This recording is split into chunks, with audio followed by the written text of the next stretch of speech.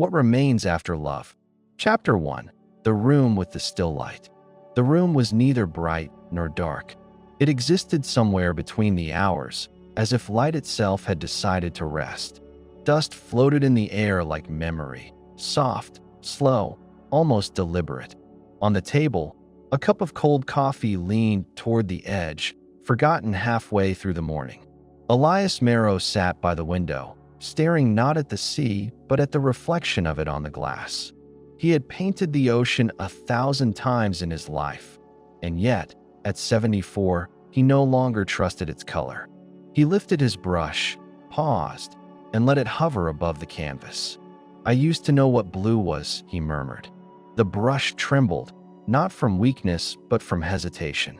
There were too many shades now, too many memories arguing for their version of truth. Was the sea the same as it was 50 years ago? Or had his eyes changed its hue, little by little, with every year that passed? A knock came at the door. "Come in," he said, his voice carrying the faint rustle of age. The door opened, and a young woman stepped inside. She wore a raincoat, though it hadn't rained for days. Her hair was tied back, and she carried a small recorder in one hand. "Mr. Marrow? I'm Lila Crane, from the university. We spoke on the phone." He studied her quietly. The name sounded familiar, but time had blurred the edges of every new face. "Yes," he said at last. "The one who wanted to talk about time." A brief smile flickered across her lips. "And art," she added. "Same thing," he replied, turning back to the window. She took a chair from the corner and sat down, cautious not to disturb the palette of drying paints. Her movements were careful, reverent, as though she had entered a chapel. For a moment, neither spoke. The silence between them wasn't uncomfortable. It was observant, like two people watching a tide retreat. Lila pressed the button on her recorder. "I'd like to begin with something simple," she said softly. "When did you first realize that painting was more than just a craft for you?" Elias smiled faintly. "When I stopped wanting to be good at it." She blinked. "I'm not sure I understand." He turned his gaze toward her, and his eyes, clouded but not dim, met hers. "Art is a conversation with time, Miss Crane. In the beginning, you try to speak clearly. Later, you learn to listen instead." The recorder captured the words, but the room itself seemed to hold them longer, as if sound had texture. Outside, the afternoon was aging toward gold. The sea, visible through the trees, shimmered under the lazy sun. Elias set down his brush and gestured toward the window. "Look there," he said. "That's not the same sea I painted last year. The light has changed. It changes every hour, but most people never notice. That's how aging feels, like being the only one who sees the shift." Lila watched the ocean in silence. There was a reverence in her stillness, a curiosity unspoiled by cynicism. "I've read your early essays," she said finally. "You wrote that art was a way to stop time." He chuckled. "Ah, the arrogance of youth. We all think we can bargain with eternity. So you've changed your mind?" "I've grown older. That's not quite the same." Elias rose slowly, his movements deliberate but graceful. He walked to a shelf and pulled down a framed photograph, a much younger version of himself beside a woman holding a violin. Her face was half-turned, caught mid-laughter. "My wife," he said simply. "Mary Ann. She was a musician?" "Still is, somewhere," he murmured. "Music doesn't die. It just travels differently." Lila hesitated before asking, "Did she leave?" He shook his head. "She faded." The word hung there. Not tragic, not bitter, just truthful. He placed the photograph back on the shelf. "You see, that's what time does. It doesn't steal. It edits. It takes the unnecessary brush strokes away until only essence remains." Lila nodded slowly, recording every word but feeling something beyond it. Elias returned to his chair, lowering himself with a soft sigh. "Tell me, Miss Crane," he said, "why are you interested in time? Most people your age don't notice it yet." "I think about it a lot," she admitted. "I'm studying how people perceive aging through creative work. I suppose I'm afraid of what happens when the making stops." He looked at her, surprised. At your age, you're afraid of that. She smiled shyly. I like to prepare early. He laughed, a dry, genuine laugh that startled even him. Preparation is the illusion that time will listen to reason. It never does. They sat together in the quiet room, two generations watching the slow dissolve of daylight. After a while, she said, "Can I ask what you're working on now?" He gestured toward the blank canvas. "The last painting I'll ever finish, probably." "Do you always know when something is the last?" "No," he said softly, "but I've learned to recognize the stillness that comes before an ending. It's not sadness. It's acceptance with a pulse."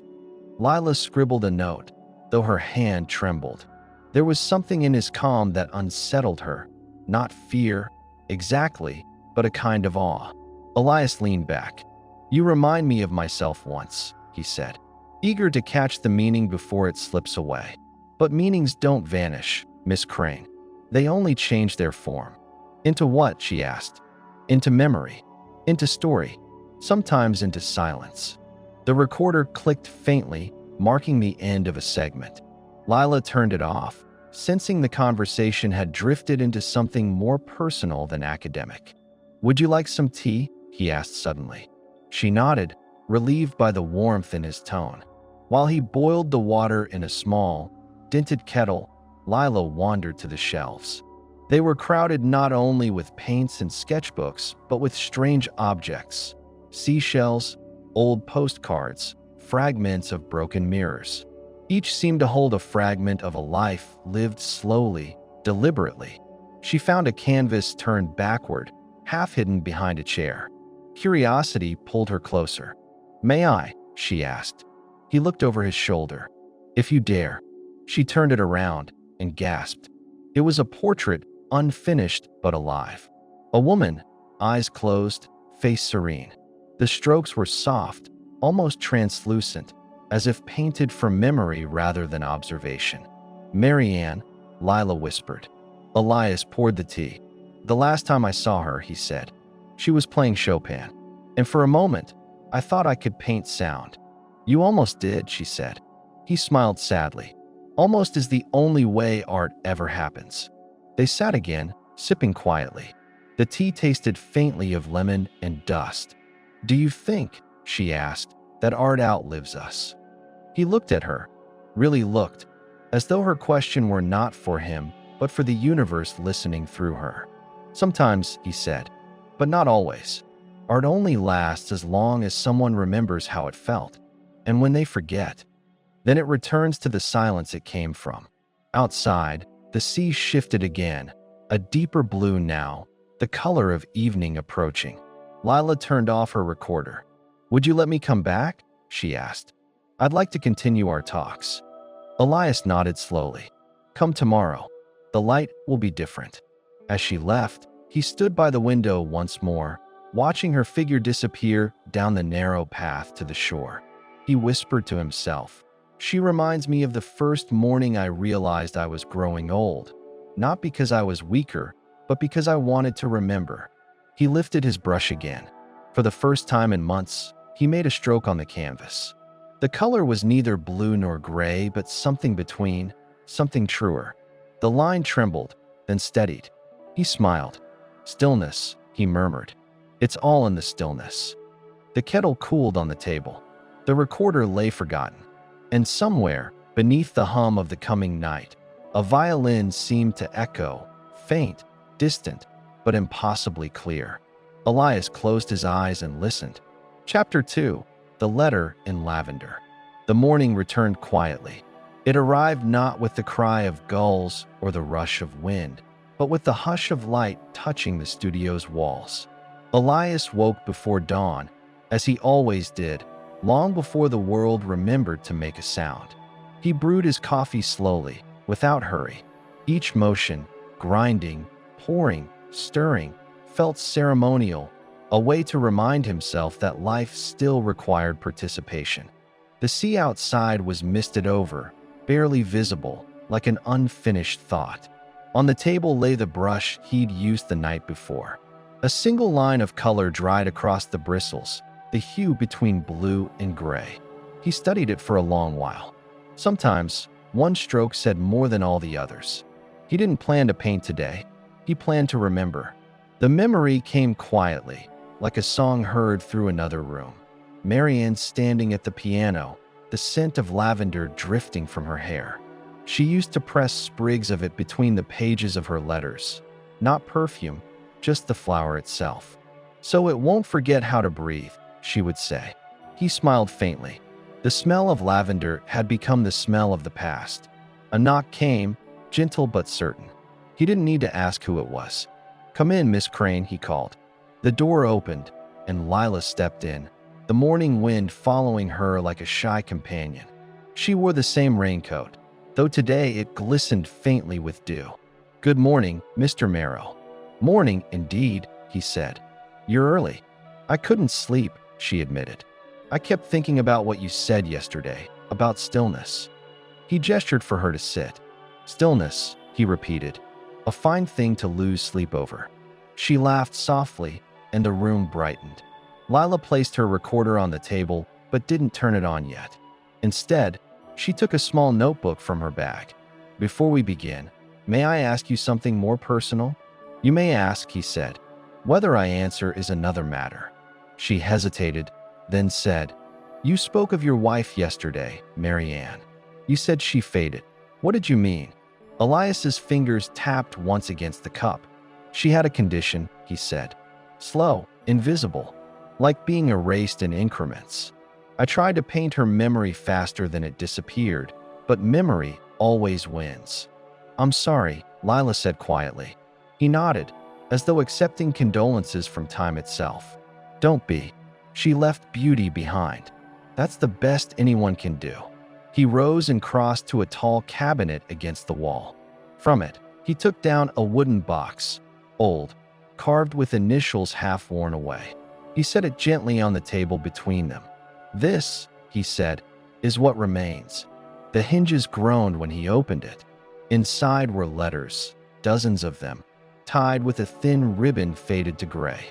Between the envelopes, a few dried sprigs of lavender slept like ghosts of summer. Lila leaned closer. The faint scent drifted up, fragile but unmistakable. "She wrote to you?" "Every week," Elias said. "Even when we lived together. Especially then. Words spoken fade too quickly. Words written wait for you." He picked up one envelope and turned it in his hand. The paper was yellowed, soft around the edges. She always sealed them with wax. Said it was her way of keeping time from reading them before I did. Lila smiled at the image. "May I read one?" He hesitated. Then, slowly, he nodded. She untied the ribbon carefully and chose an envelope near the middle of the stack. The wax seal, a faint imprint of a treble clef, cracked gently under her thumb. Inside was a single sheet of paper, written in a slanting, graceful hand. The ink had faded, but the emotion had not. She began to read aloud. "My dearest Eli, the days here taste of salt and rain. The sea is restless, like a thought that won't sleep. I played the piece you love today, the one with the hesitant ending. It made me think of us. We are both trying to finish something that should never end. When you paint, do you still hum under your breath? I hope so. It means you're still inside the world and not only watching it. I am sending a sprig of lavender with this letter. If it fades before it reaches you, remember that the scent is memory's way of staying." Lila stopped reading. The silence afterward was so complete it seemed to hum. Elias's eyes glistened, though he didn't look at her. "That was near the end," he said. She couldn't hold the bow anymore. The tremor had begun, but her handwriting never faltered. Not once. He reached into the box and withdrew another letter, smaller, sealed in darker wax. This one came after she was gone. Lila looked up sharply. "After she left it for me, hidden in her violin case." He handed it to her. The wax was pale lavender, still fragrant after all these years. "Would you read it?" he asked. "I never could." She hesitated, the envelope trembling in her hands. "Are you sure?" He nodded. "It's time." She broke the seal slowly. Inside was a single page, folded twice. The writing was the same, but lighter, as if written in fading light. Eli, if you are reading this, it means I have gone to the quiet place where sound turns back into light. You once told me that painting was your way of defying time. Perhaps that is true, but my love, do not fight it anymore. Time is not your enemy. It is your canvas. When you paint again, do not try to find me. I will be in the stillness between colors. M. Lila's voice broke slightly at the last line. She folded the letter carefully and placed it back in the box. Elias sat very still, eyes closed, his face softened by memory and the slow surrender of grief. She was always better with words, he said at last. Lila didn't reply. There was nothing to add. The air itself seemed reverent. After a long pause, he looked up. Would you like to see something? Yes, she whispered. He stood, went to the easel, and uncovered the canvas. It was no longer blank. The faint shape of a figure had begun to appear, a woman facing away, her outline painted in lavender tones that shimmered almost imperceptibly. Lila stepped closer. You painted her again. No, he said. I painted time remembering her. She stared at the image. The brushwork was light, almost breathing. The figure seemed to waver between presence and absence, as if one movement of the air could erase or restore her. It's beautiful, Lila said. It's unfinished, he replied. So was she. The clock on the wall ticked once, then stopped, its hands forever at 2:10. Neither noticed. Lila sat again, her voice quiet. Do you think she would want you to finish it? Elias thought for a long moment. No, he said finally. She would want me to begin again. Lila nodded, understanding more than words could say. She turned off her recorder. She hadn't recorded any of it. Some truths, she realized, were not meant to be archived. They sat in silence. The scent of lavender lingered, fragile but constant. Outside, the mist began to lift from the sea. The horizon revealed itself slowly, a thin line of gold breaking through gray. Elias whispered, almost to himself, she's somewhere in that light. Lila looked at him, then at the painting, and for a fleeting second she thought she saw the faintest shimmer, a suggestion of movement, a trick of the air, or something beyond explanation. Tomorrow, she said quietly, we can talk about your first painting. He smiled. Tomorrow, then. As she left, she paused at the door. Mr. Marrow, do you believe in afterlives? He considered the question. Only in art, he said. It's the only place time forgives us. The door closed softly behind her. Elias remained seated, the lavender letter open beside him. He took the brush again, dipped it into the faintest hue of violet, and began a new line, delicate, uncertain, alive. Outside, the sea shifted once more, carrying the sound of a distant melody, Marianne's melody. And for the first time in years, Elias painted to the rhythm of her memory, not the silence of her absence. The canvas breathed. The room glowed faintly. The day began again. Chapter 3, Echoes by the Lake. The road to the lake was a ribbon of silence. It wound between pine trees that leaned inward as though listening, their shadows long and green against the morning mist. Elias sat in the passenger seat, his hands folded on a small sketchbook resting on his knees. Lila drove carefully, the rhythm of gravel under the tires steady and calm. He hadn't left his coastal town in years. The journey itself felt foreign, not frightening, but unfamiliar, like waking inside a forgotten dream. Are you sure you're up for this? Lila asked. I've been up for less, he said with a half smile. It's only an hour, not eternity. She smiled back, though worry lingered in her eyes. The lake appeared gradually, revealed by turns in the road. First a shimmer, then a gleam, then a full expanse of still water cradled in forest. It was larger than she expected. The air smelled of cedar and rain that hadn't yet fallen. This is where you grew up? She asked. Elias nodded slowly. Where I began to paint, and where I stopped, once. They parked near an old wooden pier that jutted out like a forgotten sentence. The boards creaked as they stepped onto them.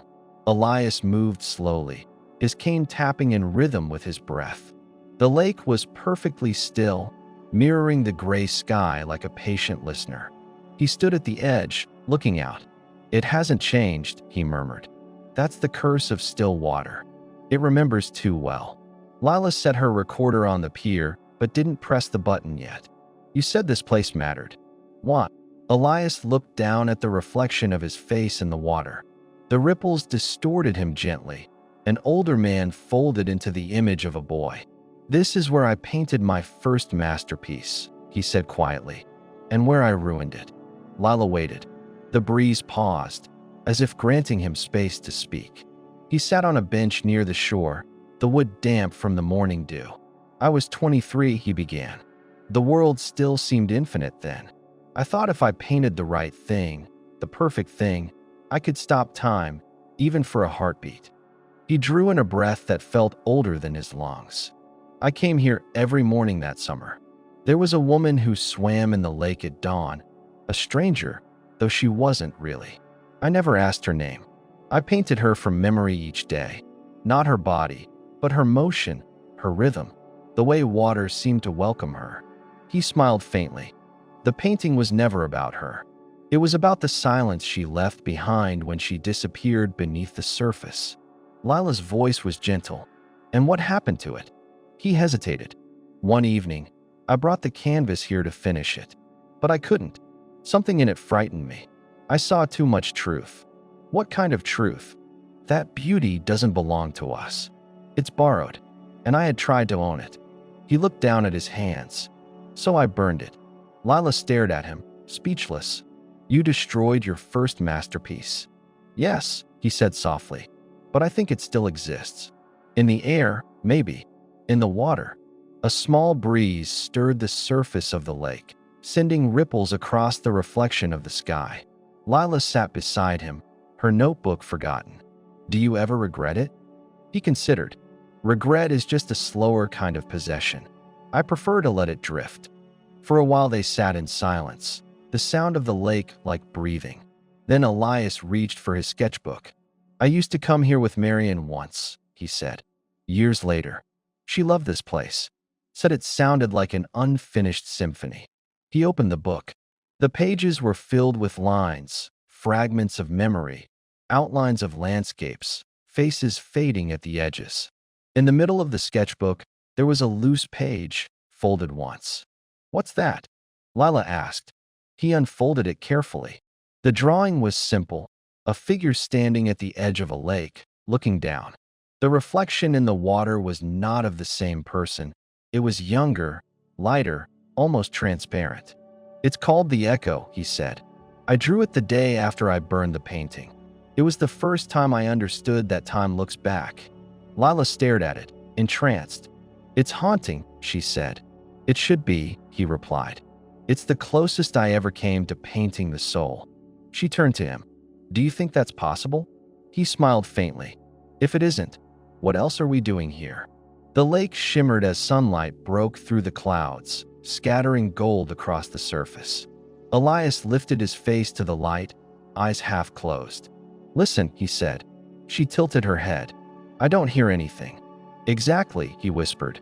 "That's the sound of memory finishing its sentence." She smiled, though something inside her stirred, a strange sadness, heavy and unexplainable. "Would you like to paint here again?" she asked after a while. He thought about it. "Maybe," he said, "but not the lake. I'd paint the reflection. What's beneath it? The part no one sees." She nodded, as though that made perfect sense. They stayed until late afternoon. The sky turned the color of old paper. Lila packed her things, but Elias lingered, still watching the water. When they finally walked back to the car, he stopped by the edge of the pier one last time. He bent down and touched the surface with his fingertips. "Still cold," he said softly. "Still waiting." Lila turned to him. "For what?" He looked up, eyes distant but calm. "For me to forgive it." They drove home mostly in silence. The air smelled faintly of pine and smoke. Halfway down the road, Lila spoke. "May I ask you something, Mr. Marrow?" "Of course. When you talk about your art, it sounds almost like confession." He chuckled lightly. Art is confession with better lighting. But if you're confessing, she said carefully, then to whom? He looked out the window, the landscape sliding past like the slow turning of pages. To time, he said finally. It's the only witness that never lies. The sun was setting when they reached his house. Shadows stretched across the garden, long and gentle. Lila helped him out of the car, but he waved her off lightly. I'm not porcelain yet, he said. I know, she smiled. But you are limited edition. He laughed, a sound that filled the air with warmth. Inside, the studio was waiting, the scent of turpentine and old books greeting them like old friends. The unfinished portrait stood in the corner, its lavender tones deepened by dusk. Elias sat in front of it for a long while, without speaking. Then he picked up his brush and turned to Lila. Would you like to help me mix the color? She blinked. Me? Yes. Sometimes another hand finds the truth you've grown blind to. She hesitated, then stepped closer. Together they mixed paint, a gray touched with violet, like twilight remembering itself. Elias dipped the brush and made a single, deliberate stroke across the canvas. It was not correction, it was continuation. There, he said quietly. Now it breathes again. Lila watched in silence. Something about that moment, the way light caught his hands, the faint smell of lavender still in the air, felt eternal. Finally, he turned to her. You understand now, don't you? She nodded. About time. About art, he said. They're the same thing. One is how we remember, the other is how we forgive. He set the brush down. Tomorrow, I'll tell you about the last letter she wrote. The one I never opened. Lila met his eyes. You've kept it all these years? He nodded. Some silences take a lifetime to prepare. The light in the studio dimmed. Outside, the lake of his memory reflected the final glow of day, far beyond sight, yet somehow near. And somewhere in that quiet space between breath and dusk, a new stillness began to form. Not absence, but invitation. Elias closed his eyes, listening to it.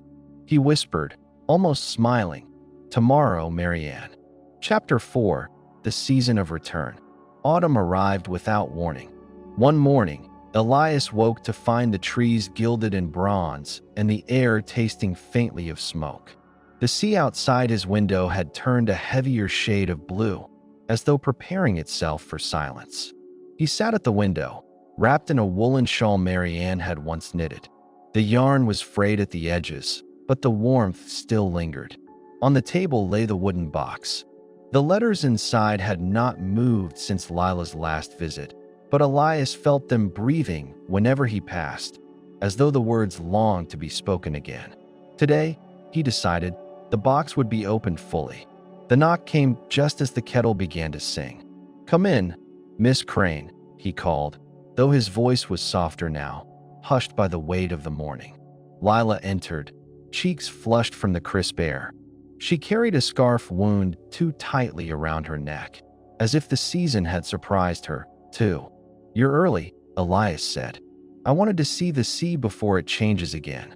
He smiled faintly. It changes every hour. You'll wear yourself out trying to keep up. She laughed, but her eyes moved to the box on the table. Is that? Yes, he said, his hand resting on the lid. The last one. The kettle whistled once, then fell quiet. Neither moved to pour the tea. Shall I read it to you? She asked. He shook his head. No, this one I must hear in my own voice. With slow care, he untied the faded ribbon and lifted the envelope. The wax seal was pale and unbroken. For decades it had waited, patient as stone. His fingers trembled. He pressed the seal, and it cracked like a tiny bone. The letter unfolded in his lap. His eyes, though blurred with age, traced the familiar hand. He drew in a breath and began to read aloud. My Eli, by the time your eyes find these words, mine will have closed. But do not let that be the ending. I know you will hold on to silence. You always have. But silence is only music waiting for breath. Please, breathe for me. Do not turn your days into memorials. Do not make the sea your prison. Return to the places that shaped you. The pier, the lake, the road where we first walked after rain. They are still holding us. They are waiting for you. And when you paint again, do not paint me. Paint what is left when love has finished speaking. That is where I will be." Elias's voice faltered. He lowered the letter, his breath trembling in the quiet room. Lila sat very still, her eyes glistening. "She wanted you to return," she whispered. He nodded, unable to speak. The window rattled gently as a gust of autumn wind passed. The sea shimmered in fragments of silver. Elias folded the letter carefully and placed it back into the box. "She was right," he said at last. "I turned the world into a tomb. Even the paintbrush became a gravestone. But you've begun again," Lila said softly. "The portrait, the lake." He looked at her. "Yes, and perhaps now, the season of return has come." For the rest of the morning, they spoke little. They walked together through the garden, where the last roses clung to their stems, pale and stubborn. Elias touched one gently, his fingers brushing the fragile petals. "Marian loved these," he said. "She said autumn roses were braver than spring ones.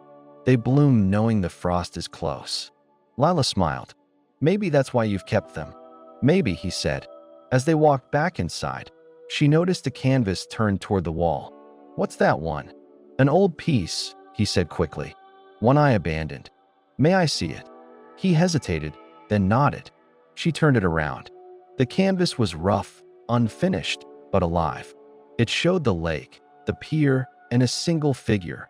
Not Marianne, not himself, but someone faceless, standing in the threshold between shore and water. "It's haunting," Lila whispered. "It was meant to be," Elias replied. "I painted it after I burned the first masterpiece. I think it was my way of promising to return someday." "And now you have," she said. He looked at her, really looked, and for the first time, he seemed lighter, as if the years had loosened their grip. "Yes," he said simply. "Now I have." The afternoon faded into gold. Lila prepared tea while Elias sat again at the easel. He lifted his brush, mixed a new shade, lavender touched with autumn fire, and began to add to the unfinished portrait. His strokes were slow, deliberate, but steady.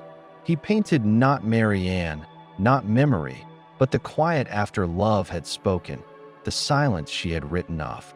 The room filled with the faint scent of lavender, though no flowers were near. When at last he set the brush down, he leaned back. The canvas glowed in the fading light, not complete, not unfinished, alive. Lila placed her hand on his arm. "Mr. Marrow," she said gently, "what will you do now?"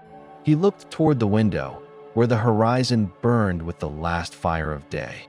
"I will return," he said, "to the lake, to the pier, to the world I left waiting. And when I do, I will take her with me, not in memory, but in the breath of every silence." The clock on the wall ticked once more, as if it had found its pulse again. Outside, autumn deepened. The air carried the promise of endings and beginnings entwined. And within the studio, Elias felt the weight of years lift, not gone, but transformed, like paint drying into permanence, like music settling into silence, like love returning in the season it was always meant to. Epilogue: the quiet shore.